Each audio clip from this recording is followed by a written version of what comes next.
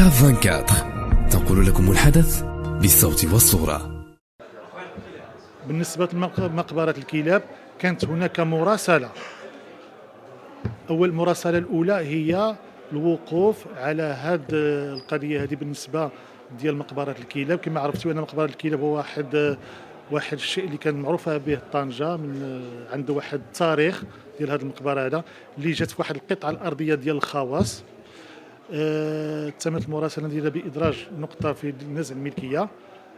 احنا قبل ما نمشيو لنزع الملكية تم الاتصال مع صاحب هذه القطعة، وتأينا منه أن كاين جوج ديال الحلول، إما بالتراضي، وهي التراضي هي بأن يعمل هذه القطعة هبة للجماعة، أو غنمشيو في المسطرة نزع الملكية.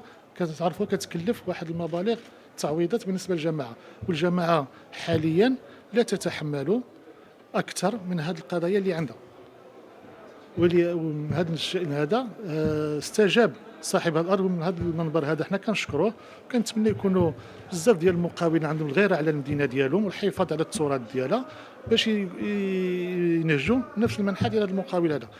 فيما يخص كان بعض النقاش على المساحه راه تم تحديد الطوبوغراف لصفات الجماعه، يعني ماشي هو اللي يحدد المساحه ولا لا، المساحه تحددت بالطوبوغراف لصفات الجماعه، يعني ما كاين حتى شي تلاعب هناك.